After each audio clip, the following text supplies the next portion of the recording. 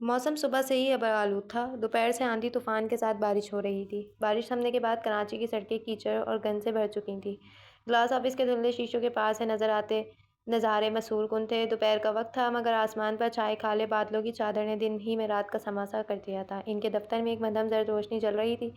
دیواروں پر لگی گھڑی کی سوئیاں سسروی سے حرکت کر رہی تھیں۔ تنویر صاحب نے اپنے چشمے کو درست کرتے ہوئے ٹیبل پر بکھرے کاغذات کو دوبارہ ترتیب دیا۔ 50 سال کے لگ بھگ وہ ایک سوبر شخصیت کے حامل اصول پسند انسان تھے جو شہر کے میڈیا ہاؤس میں مسٹر ایماندار کے نام سے جانے جاتے تھے۔ وہ اس عمر میں بھی غلط کے خلاف اس جوش و جذبے سے قلم اٹھاتے تھے جیسے کوئی سپاہی میدان میں تلوار لیے سر قلم کرنے کھڑا ہو۔ آج کی رپورٹ کچھ خاص تھی، بلکہ اگر یوں کہا جائے کہ خطرناک۔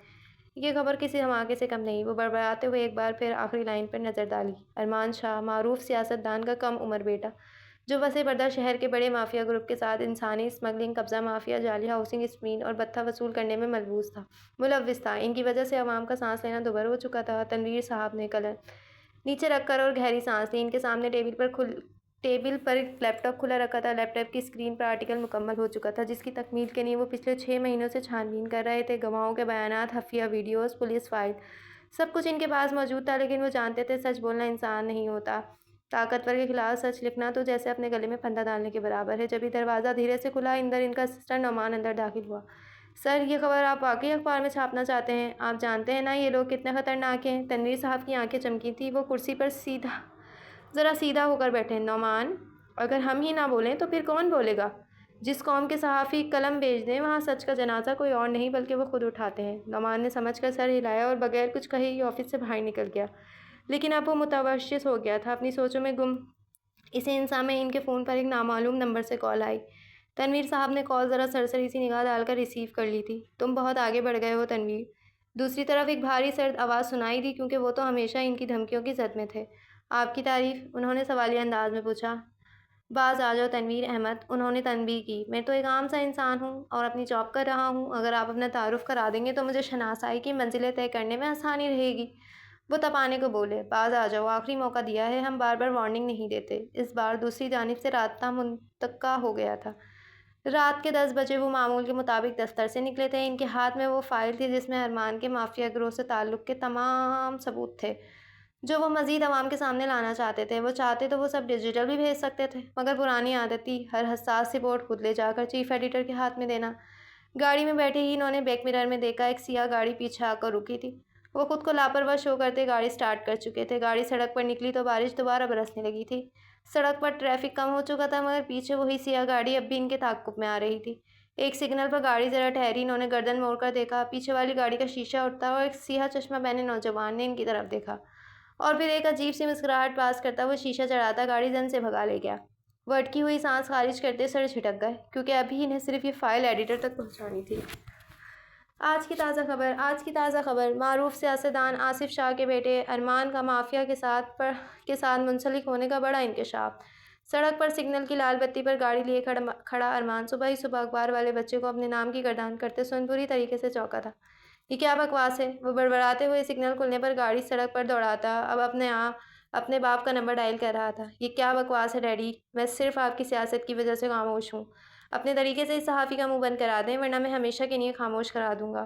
وہ غصے سے بولتا وہاں سے واک آؤٹ کر گیا تھا، جبکہ آفس صاحب نے اب اس صحافی کا نمبر ڈائل کیا تھا جو ذرا سی ڈھیل پر ان کے منہ کو آ رہا تھا۔ ارمان کا نام واپس لے لو، تمہیں نہیں پتا تم کس سے ٹکرا رہے ہو۔ تمہارے لیے بہتر ہوگا کہ خاموشی اختیار کرو۔ تنویر صاحب کو پہلے ذرا کھٹکا سا ہوا، پھر وہ کہکا لگا گئے۔ میں صحافی ہوں، قاتل نہیں، مگر جب کوئی سچ کی خلاف بندوق تان لے تو قلم بھی تلوار بن جاتا ہے۔ کال کٹ گئی تھی مگر اب انہیں مزید چوکنا رہنا تھا۔ شام کا وقت تھا۔ تنویر صاحب دفتر سے جلدی نکلے تھے مگر آج وہ اپنے معمول کے راستے پر نہیں گئے تھے، بلکہ وہ ایک کافی شاپ پر رکے جہاں انہیں ایک مخبر سے کچھ تازہ معلومات لینی تھی۔ کافی شاپ میں قدم رکھتے ہی انہوں نے ایک کونے میں بیٹھے 3 نوجوانوں کو دیکھا۔ گہرے کالے کپڑے، چہرے پر سپاٹ تاثرات لیے وہ انہیں دیکھ کر مخصوص اشارہ کرتے سیدھے ہو کر بیٹھتے مسکرائے تھے۔ وہ سامنے کا منظر دیکھ کچھ دیر کے لیے رکے تھے، پھر میز پر بیٹھ گئے جہاں ان کا مخبر نہیں بلکہ ارمان کے خاص پہلے سے آدمی موجود تھے۔ تنویر صاحب، ان میں سے ایک نے طنزیہ کہا، جس کے ہاتھ میں سونے کی انگوٹھی اور انگلی میں سگریٹ دبا ہوا تھا۔ آپ ہمارے مہمان ہیں ہاں؟ خاص پیغام کے ساتھ، تنویر صاحب نے ہلکی سی مسکراہٹ کے ساتھ جواب دیا۔ اور یہ پیغام کاغذ پر ہے یا بندوق کی نوک پر؟ دوسرا شخص جو نسبتاً کم عمر تھا اور داڑھی کے نیچے ہلکا سا زخم تھا ہنسا۔ آپ سمجھدار ہیں، الفاظ آپ کے ہتھیار ہیں، ہم اسی زبان میں بات کریں گے جو آپ کی ہے، مگر بات سمجھنی آپ کی ذمہ داری ہے۔ تیسرے شخص نے میز کے نیچے سے ایک لفافہ نکالا اور سامنے رکھا۔ آپ کی بیٹی بہت خوبصورت ہے اور جوان بھی ہے۔ ایک لمحے کے لیے ان کا رنگ فک ہوا۔ کیا چاہتے ہو؟ انہوں نے خوش لہجے میں پوچھا۔ بس اتنا کہ کل کے اخبار میں آپ کی ایک معذرت ہو جس میں آپ تسلیم کریں کہ آپ غلط معلومات ملی تھی اور ارمان شاہ بے قصور ہیں۔ تنویر صاحب خاموشی اختیار کر گئے تھے۔ اور اگر میں نہ کروں تو پھر آپ کی بیٹی جوان بھی ہے اور خوبصورت بھی، باقی آپ خود سمجھدار ہیں۔ سونے کی انگوٹھی والا آدمی جھک کر دھیرے سے بولا۔ ان کا چہرہ تیش سے سرخ پڑ گیا تھا، مگر وہ کچھ کہہ بھی نہیں سکتے تھے۔ آپ نے ہمارے خلاف جا کر جنگ مول لے لی ہے، مگر آپ شاید بھول گئے ہیں کہ یہ کھیل ہمارا ہے اور آپ اس میں مہرہ بادشاہ نہیں۔ کچھ لمحے خاموشی رہی۔ اور ہاں، اس کے بدلے ہم آپ کو خوش کر دیں گے۔ انہوں نے اب ایک اور موٹا تازہ سا لفافہ نکال کر سامنے رکھا تھا۔ پھر تنویر صاحب نے لفافہ آہستہ سے بند کیا اور میز کے کونے میں رکھا۔ میں نے برسوں حق اور ایمانداری سے سچ کا ساتھ دیا ہے۔ اگر تم یہ سمجھتے ہو کہ تم ان دھمکیوں سے مجھے چھپا لو گے تو تم بھی وہی غلطی کر رہے ہو جو تمہارا باس کر چکا ہے۔ مجھے کمزور سمجھنے کی میرے پاس تمہارے باس کے خلاف ایسے ثبوت ہیں کہ تم کچھ بھی نہیں کر سکو گے۔ وہ بے ہنگم سا کہکا لگا کہ ابھی تک پولیس ان کا بال بھی باغا نہیں کر سکی تھی اور یہ بوڑھا نہ جانے کون سی باتیں کر رہا تھا۔ تنویر صاحب، آپ سمجھ نہیں رہے، موت کو دعوت دے رہے ہیں۔ وہ استحاضہ مکایا۔ نہیں، تم لوگ نہیں سمجھ رہے۔ تنویر صاحب کی آواز بلند ہوئی، مگر وہ ہوں نہ ہوں پرسکون انداز میں بیٹھے تھے۔ میری بیٹی جانتی ہے اس کباب کیسا ہے، میری بیوی جانتی ہے میں کتنا کمزور ہوں، مگر جھوٹ کے آگے نہیں جھکتا۔ تم جیسے لوگ چند دن کے لیے بادشاہ ہوتے ہیں، تمہاری طاقت خوف سے ہے اور میرا ہتھیار سچ ہے۔ سچ دھمکا نہیں کرتا، مگر وقت آنے پر وہ سب کچھ جلا دیتا ہے۔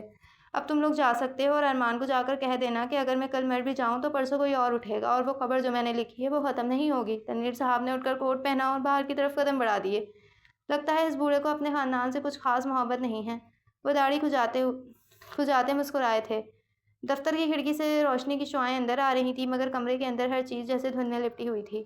گہرے سبز رنگ کی دیواریں، اطراف میں پرتعیش فرنیچر، عین وصف میں ایک شاندار لکڑی کی میز پر جس پر سجی فاؤنٹین اسپین کی کلیکشن، سبھی کچھ نایاب اور قیمتی تھا۔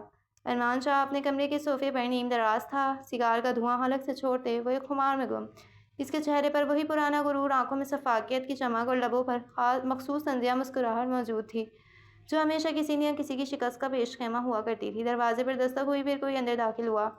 عاصم بلوچ، ارمان شاہ کا پرانا اور وفادار ساتھی، سیاہ کوٹ میں ملبوس، اندر داخل ہوا۔ ارمان نے آہستگی سے سگار نیچے رکھا۔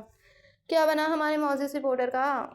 اس کی آواز نرم مگر زہر آلود تھی۔ عاصم نے گردن جھکاتے کہا، سر وہ نہیں مان رہا ہے، ایک بار پھر آپ کے خلاف خبر چھاپتی ہے، سوشل میڈیا پر وائرل ہو رہی ہے، چینلز بھی اٹھ رہے ہیں اور عنقریب پولیس بھی ہمارے قابو میں نہیں آئے گی۔ ارمان کا چہرہ لمحے بھر کو سنجیدہ ہوا، پھر وہ کرسی پر سیدھا بیٹھا۔ میں نے تمہیں بھیجا تھا اسے سمجھاؤ، دھمکاؤ، عزت سے یا بے عزتی سے۔ کیا تم لوگ اب بھٹو سے بھی ہارنے لگے ہو؟ ہم نے سب کچھ کیا سر، تصویریں دکھائیں، بیٹی سے ڈرایا، مگر اس نے کہا وہ جھوٹ کے آگے نہیں جھکے گا۔ ارمان نے خباثت سے کہکا لگایا۔ جھوٹ کے آگے نہیں جھکے گا؟ سچ کے پجاری، واہ، جیسے آج بھی دنیا میں سچ بولنے والوں کی کوئی جگہ باقی ہو۔ اسے بتاؤ کہ تمہاری اصل جگہ صرف قبر ہے۔ اس نے عاصم کی طرف غور سے دیکھا۔ بڈھے کی کمزوری کیا ہے؟ اس کی بیٹی 18 سال کی ہے، کالج جاتی ہے۔ شامر کی آنکھیں کمینگی سے چمکی تھیں۔ 18 سال کی نازک عمر!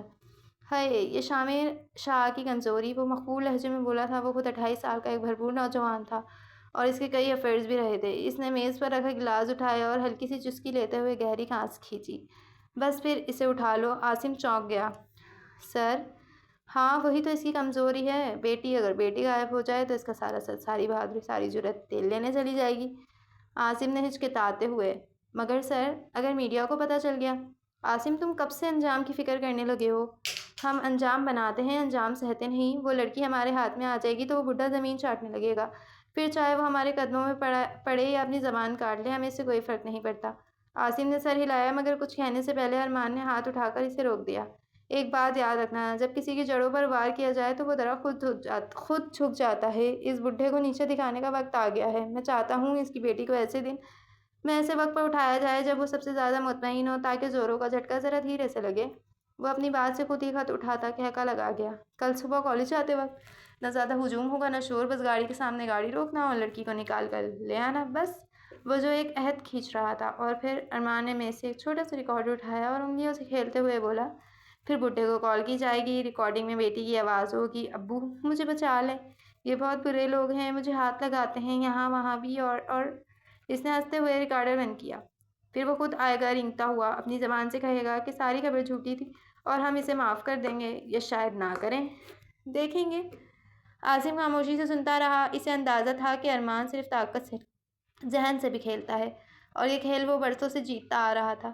ارمان نے سگار دوبارہ سلگایا اور ایک لمبا کش لے کر بولا، پریس، میڈیا، صحافت، یہ سب دکھاوا ہے، اصل کھیل تو اختیار کا ہے، اور اختیار سچ کو رون کر آگے بڑھتا ہے۔ عاصم نے سمجھ کر سر ہلایا، کیونکہ وہ جانتا تھا کہ یہ طاقت کا نشہ تھا، اور جب طاقت کا نشہ سر چڑھتا ہے تو انسان یوں ہی باولا ہو جاتا ہے۔ ارمان کی حرکات بھی کسی صنعتی شخص سے کم نہ تھیں۔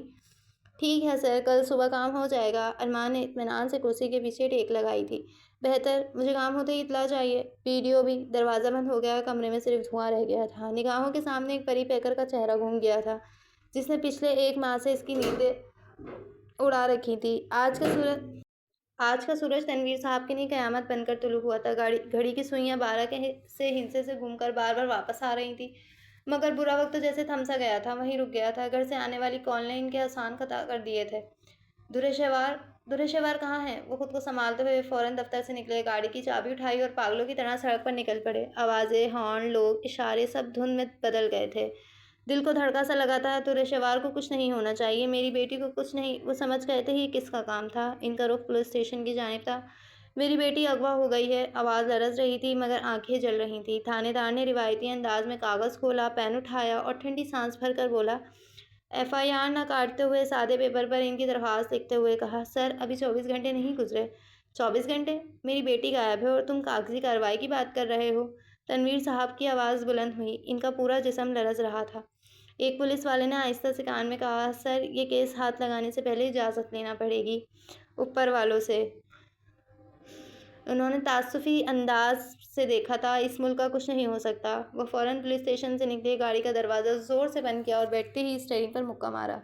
گھڑی اب 2 بجا چکی تھی۔ دن آدھا گزر چکا تھا، مگر تنویر صاحب کی امید ختم نہیں ہوئی تھی۔ کمرے میں نیم تاریکی سی چھائی ہوئی تھی، صرف ایک دیوار پر زرد روشنی کا بلب مدھم سے جل رہا تھا۔ یہ وہی کمرہ تھا جس میں دھرے شیوار کو گزشتہ 3 دنوں سے قید رکھا گیا تھا۔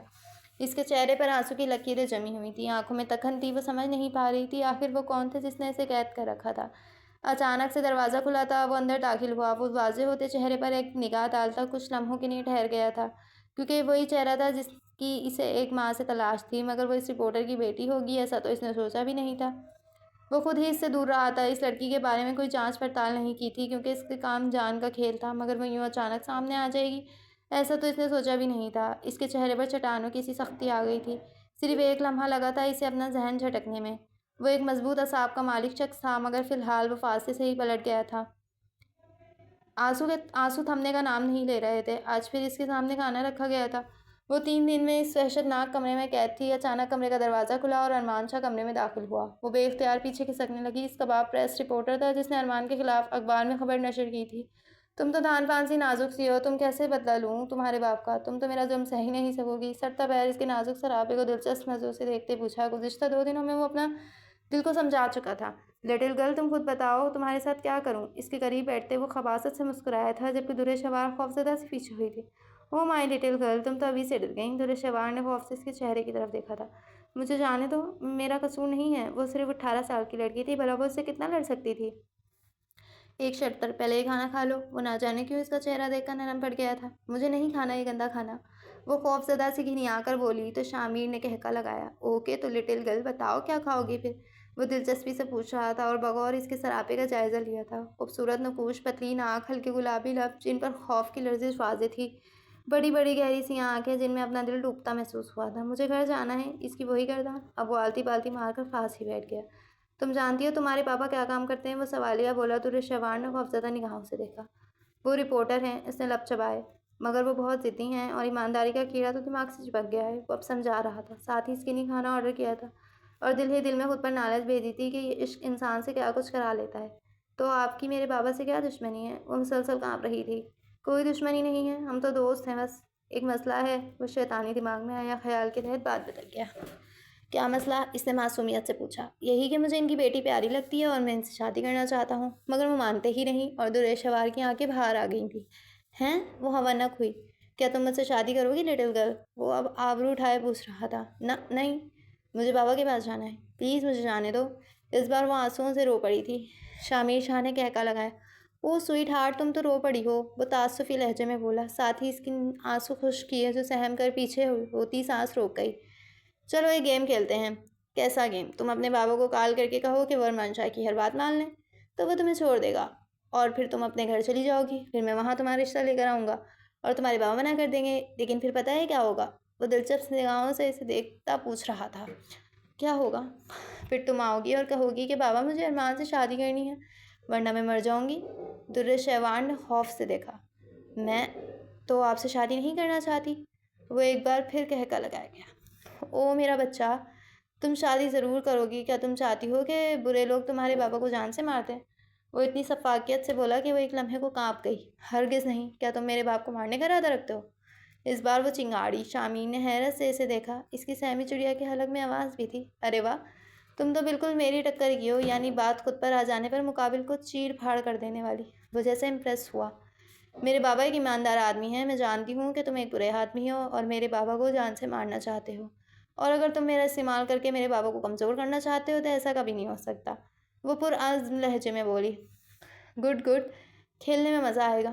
وہ سمجھ کر سر ہلا گیا، پھر وہ اسے بازو سے پکڑ کر اٹھاتا اپنے ساتھ لیے باہر بڑھا تھا، کیونکہ باقی کی ساری کارروائی گاڑی میں کرنے کا ارادہ رکھتا تھا۔ شام کے سائے گہرے ہو رہے تھے۔ گزشتہ 4 روز سے وہ دونوں میاں بیوی بیٹی کی تلاش میں پاگل ہو گئے تھے۔ اچانک سے گھنٹی بجی تھی۔ عالیہ بیگم کا دل دہل گیا تھا۔ وہ بھاگتی ہوئی گیٹ پر گئیں، اور جبکہ تنویر صاحب تخت پر خاموش بیٹھے تھے، ڈرکن جیسے رک گئی تھی۔ در شہوار، ماں کی آواز کب کب آئی، آنکھیں پھیل گئیں۔ وہ اتلے لباس میں ملبوس ان کے سامنے کھڑی تھی۔ امی، اس کی آواز نکلی تو ماں تڑپ کر آگے بڑھی، اسے سینے سے لگا لیا۔ میری بچی، تم کہاں چلی گئی تھی؟ تمہیں کسی نے کچھ کہا تو نہیں؟ ماں کی گود میں سر رکھے در شہوار بے آواز رو رہی تھی۔ تنویر صاحب بھی آگے بڑھے، آنکھوں میں آنسو چھپانے کی کوشش کرتے ہوئے وہ اس کے سر پر ہاتھ رکھتے کمرے میں جا کر بند ہو گئے تھے۔ میری بیٹی، میری جان، خدا کا شکر ہے۔ انہوں نے اس کے بالوں میں ہاتھ پھیرا، بار بار اس کے ہاتھوں کو چومتی، مگر وہ خاموش رہ گئی تھی۔ رات کا وقت تھا، جبھی 2 بارودی گاڑیوں کے ساتھ ایک گاڑی وہاں آئی، جس میں ارمان شاہ کے ساتھ اس کے گھر والے بھی موجود تھے۔ دروازہ کھٹکھٹایا تھا، جسے تنویر صاحب نے کھولا تھا، اور سامنے کھڑے شامیر کو دیکھ ٹھٹک گئے تھے۔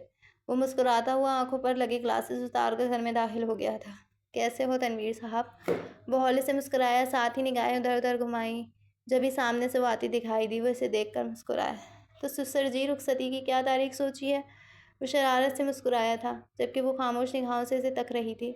تمہاری بیوی ہے، جب چاہے بارات دے کر آ جاؤ۔ وہ بیٹی کے باپ تھے، دونوں طرف سے مجبور تھے۔ بیٹی 4 راتیں باہر گزار آئی تھی، کسی اور کے نکاح میں تھی، مزید بدنامی مول لینے کی ہمت نہیں تھی۔ ابھی لے جاتے ہیں، ہم تو بارات لے کر آئے ہیں۔ اس کا اشارہ باہر گاڑی کی طرف تھا۔ اس کے ماں باپ نے گاڑی سے اترنا گوارا نہیں کیا تھا۔ مرضی ہے تمہاری، وہ خشک لہجے میں بولے۔ چلو بیگم، تمہاری رخصتی ہو گئی ہے۔ وہ اسے ساتھ آنے کا اشارہ کر رہا تھا، جبکہ عالیہ بیگم نے خوفزدہ نگاہوں سے اسے دیکھتے اس کا ہاتھ تھام لیا تھا اور سینے سے لگایا۔ تنویر صاحب نے خاموش کھڑی در شہوار کا ہاتھ تھام کر اس کے ہاتھ میں تھامایا اور بیوی کو پکڑ کے اندر کمرے میں لے گئے۔ چلیں، اب وہ محبت سے پوچھ رہا تھا، جبکہ وہ سر پر دوپٹہ لیتی اس کے ساتھ باہر نکل آئی تھی، ایک نئے عزم کے ساتھ، جبکہ محلے میں لگی بھیڑ میں طرح طرح کی باتیں کر رہی تھی۔ ارمان اور در شہوار کی شادی کی خبر جیسے ہی سوشل میڈیا پر آئی، ہر طرف اس کی دھوم مچ گئی۔ فیس بک، انسٹاگرام اور ٹویٹر پر تہلکہ مچ گیا تھا۔ شامیر شاہ کی اچانک شادی نے سب کو ہلا کر رکھ دیا تھا۔ ولیمے کی تصاویر سوشل میڈیا پر ٹرینڈ کر رہی تھیں۔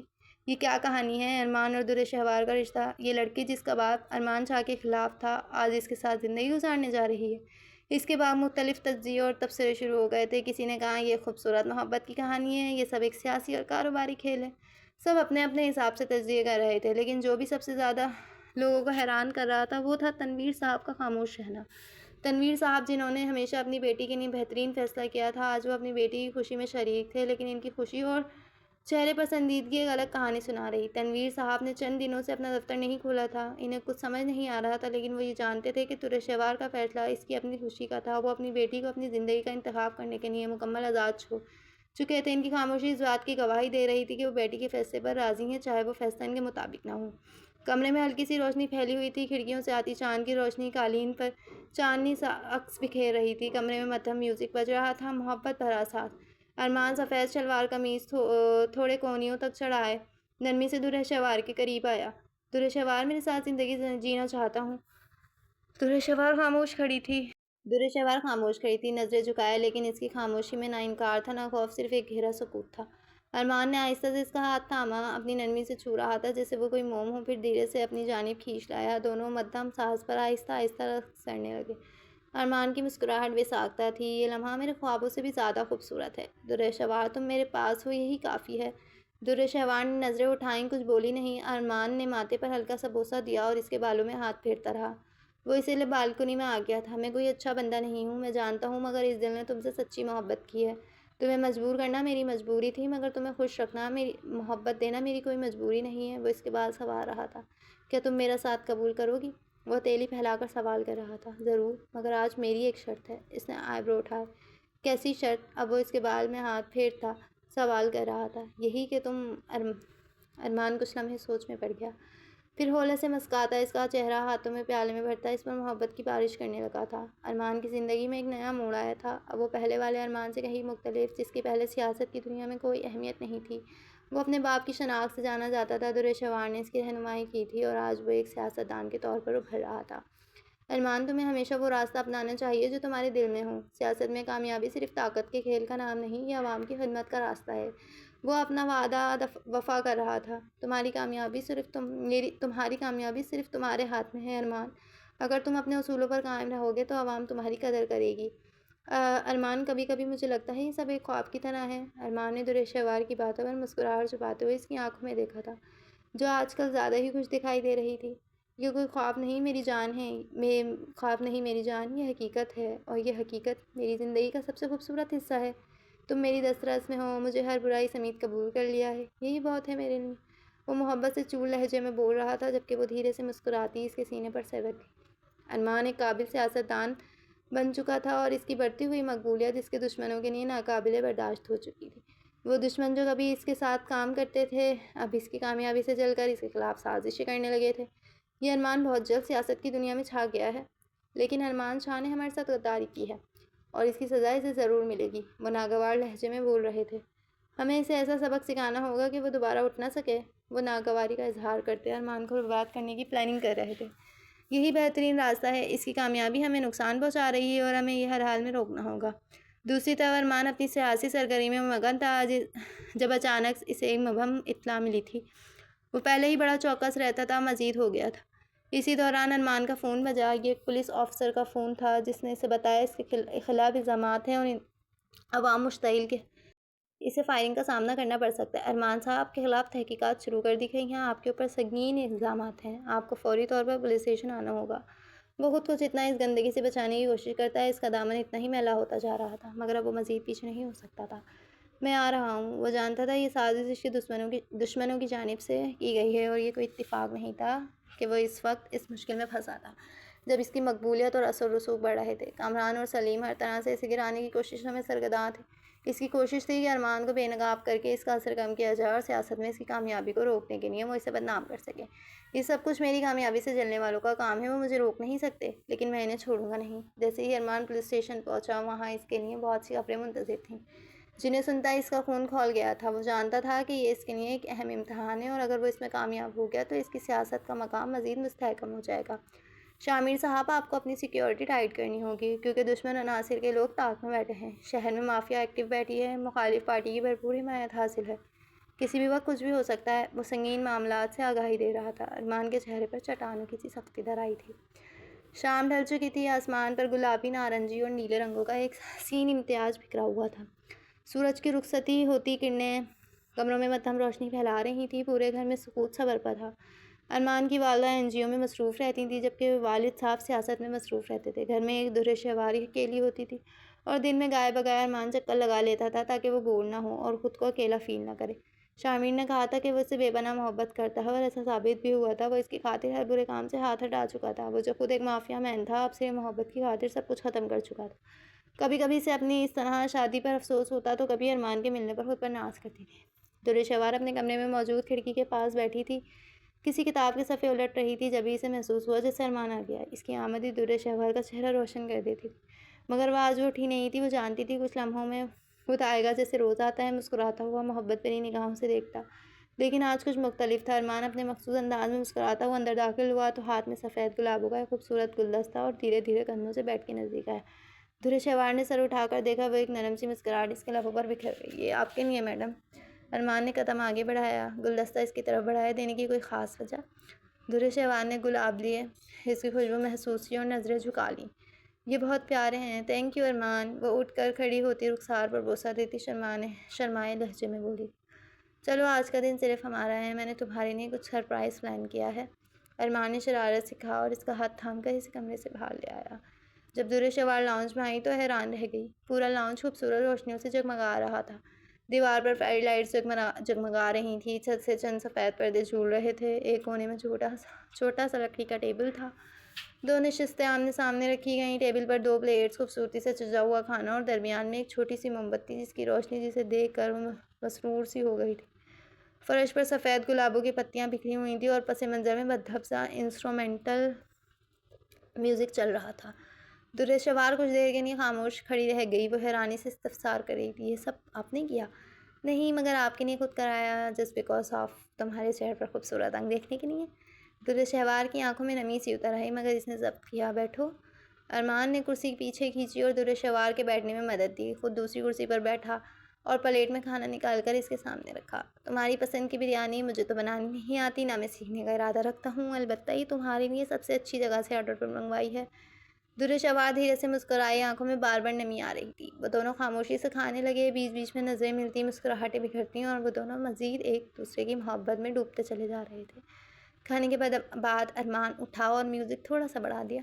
ایک آخری چیز باقی ہے۔ دھرے شیوار نے حیرانی سے دیکھا۔ ارمان نے اپنا ہاتھ بڑھایا، لیٹس ڈانس۔ دھرے شیوار نے شرما کر ہاتھ تھمایا اور دونوں کھلے لاؤنج میں روشنی اور گلابوں کے درمیان ڈانس کرتے مسلسل مسکرا رہے تھے۔ ارمان آپ واقعی بدل گئے ہیں؟ دھرے شیوار نے پہلی بار براہ راست سوال کیا۔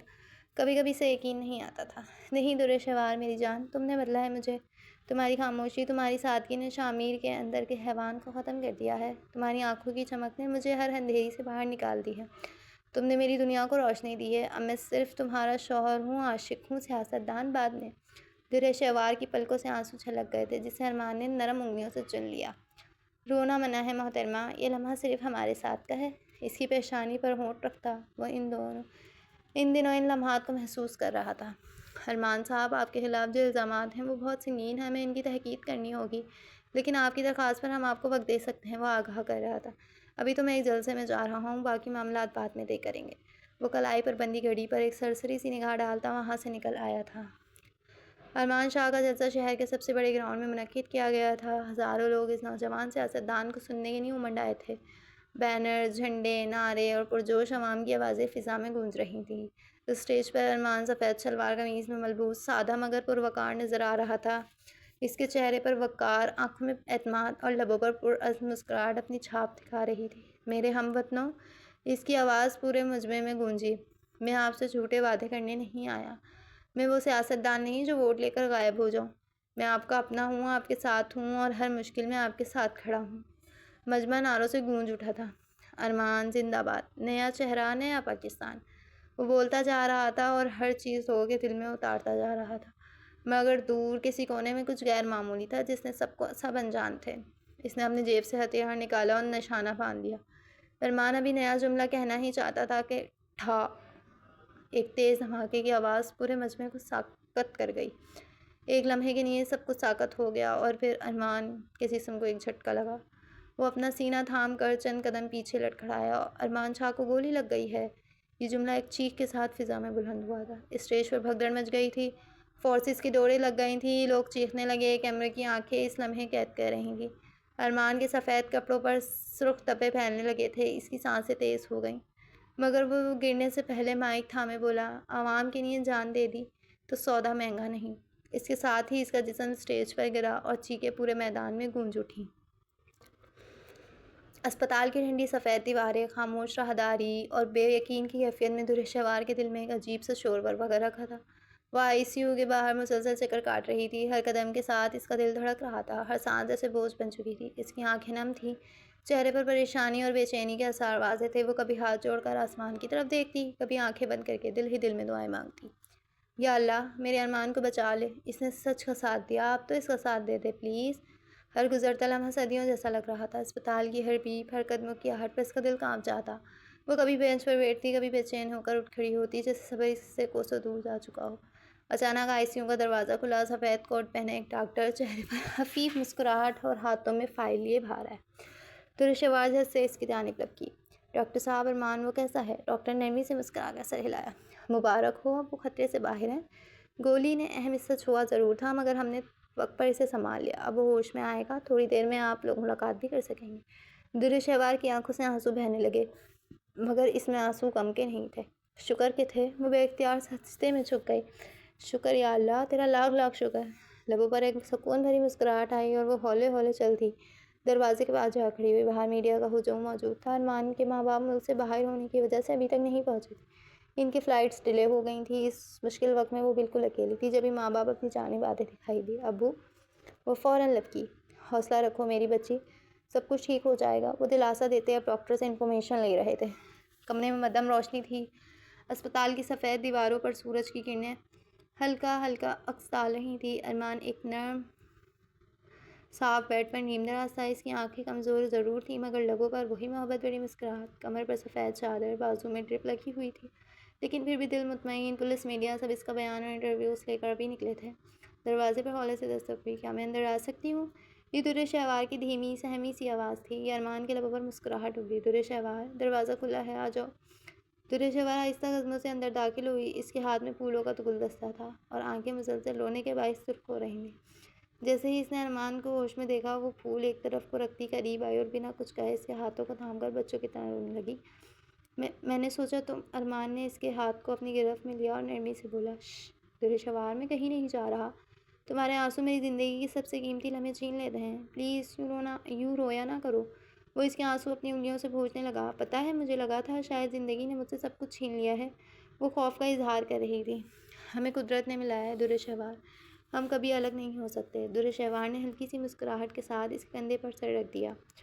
تم نے مجھے ڈرا دیا تھا ارمان، اور تم نے مجھے بدل دیا۔ تمہاری محبت نے مجھے ایک نئی پہچان دی ہے۔ کمرے میں خاموشی تھی۔ وہ دونوں ایک دوسرے کی موجودگی کو محسوس کر رہے تھے۔ درش نے اس کے چہرے کو چھوا، اس کے ماتھے پر محبت بھرا بوسہ دیا۔ وعدہ کرو اب ایسا نہیں ہوگا، تم مجھے چھوڑ کر کہیں نہیں جاؤ گے۔